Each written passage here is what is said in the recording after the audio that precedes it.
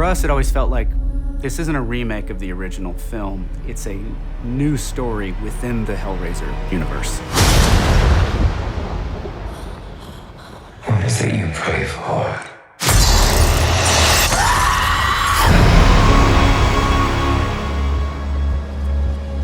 Hey, I'm Ben Lovett, and I composed the original score for David Bruckner's Hellraiser.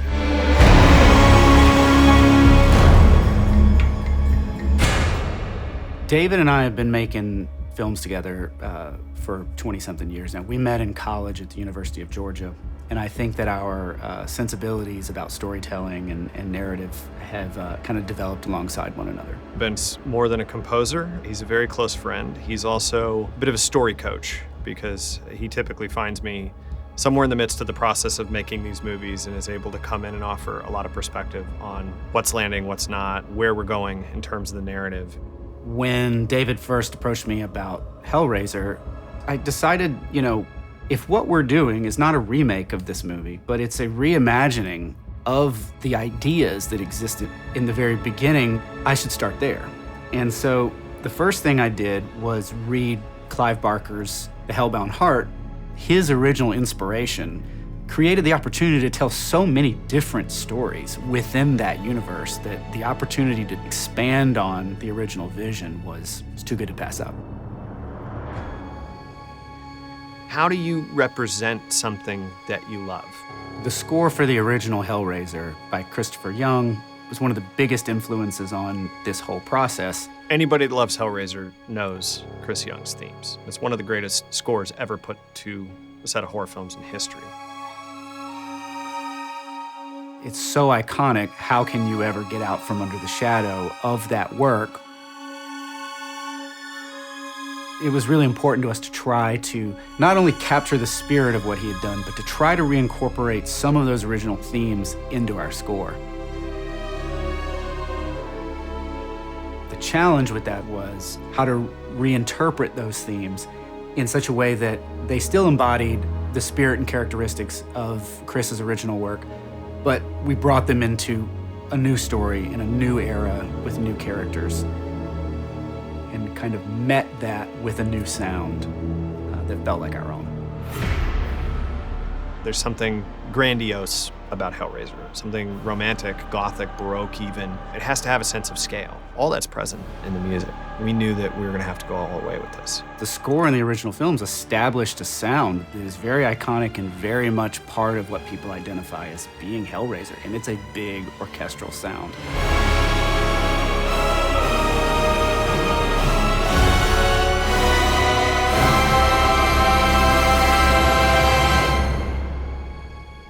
Once we had committed to going on sort of an orchestral journey, we were fortunate to get Alan Wilson.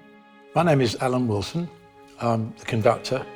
Yeah, well, Hellraiser takes me back, and it brings back wonderful memories when I first recorded the original Hellraiser. Just hearing those themes again and conducting it again, it really brings back great memories.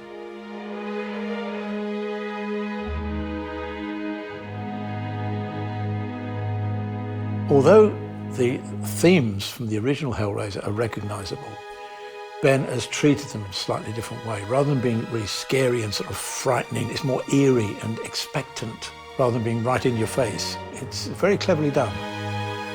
It's a new approach to an old idea, I suppose.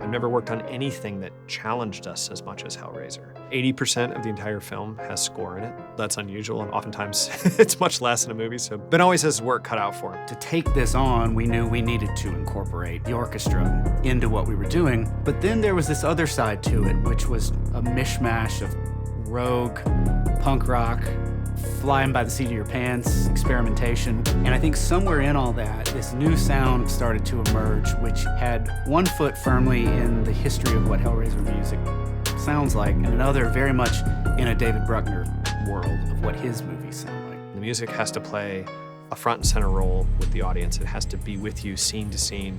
It's telling a story as much as the images are, if not more. There's something more that he wants out of the score than just musicality. And that's sometimes the most fun part of the process, is the unpredictable stage of the recording where we just start to get weird.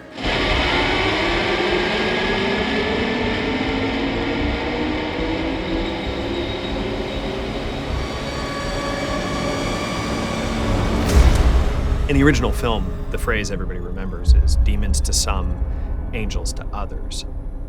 We loved the dichotomy of that, and it was something that we really tried to capture in the film. We really wanted to take the angelic side of it and bring that to the surface. Knowing that we were going to incorporate some of the recognizable themes from the original film, I didn't want to write too many new melodic ideas that would have to compete with those. And so for a lot of these characters and a lot of the moments, it was more about a sonic motif, a feeling and a certain kind of instrumentation or mood to allude to those original Cenobite melodies and the original theme for those characters in a way that it felt unique to this film and these versions of those characters. One of the things that Ben's score does is take the original Cenobite themes and reintroduce them, not as a bold brass-based fanfare, but more as a kind of eerie choral presence that kind of dances around underneath what you're experiencing. One of the things that struck me when I went back and watched the original Hellraiser movie was it was a very visceral experience. The images are very coarse and raw, and the music brought the magic and the fantasy element to it, whereas with ours, the music needed to center itself a little differently. We had tried to inject so much beauty into the images themselves. Ben had to find a way to layer it with a whole lot of dread, a whole lot of anxiety, and then just mess it up a bit.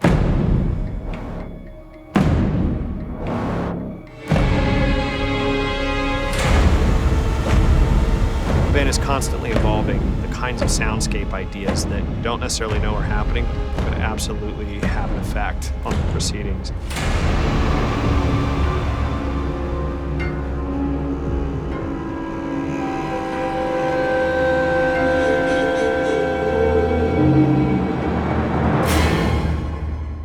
Every collaboration with Ben is a journey, and it's an opportunity for us to get to know the characters and figure out what we're going to emphasize. Like, what are the stories that we connect to?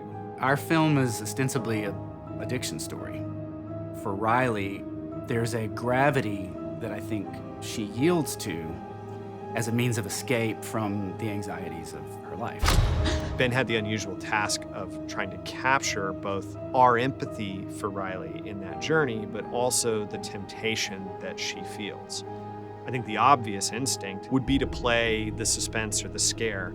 Ben chose to play the allure. You can almost feel it pulling the audience forward, and the story that he's telling is one of Riley's delights, not necessarily our anxiety about the decisions that she's making. On the other end of the story, we have Roland Voigt. Roland Voigt is the kind of garish, super rich, 1%er cult collector that you kind of love to hate. It's a puzzle. So if I solve it, do I get a prize? I do. He's almost a Baroque archetype. That felt like piano music to me. When I saw the way they had incorporated the loom into his chest, I just kind of thought, oh, I know exactly what I want to do for that.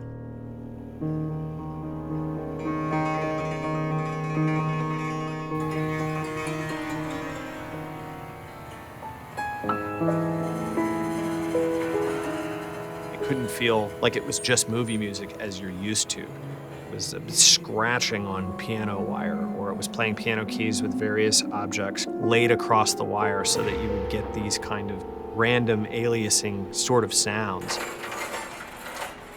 Had a kind of tactile presence to it. Do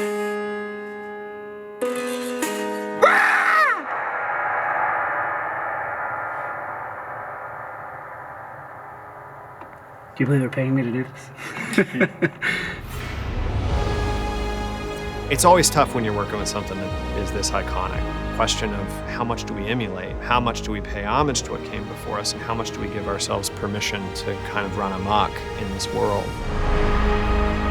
Interpreting the original material into something new was the thesis of the entire project. start from a point of inspiration from the original, but then bend, twist, warp, manipulate, and torture it into something that felt uniquely our own.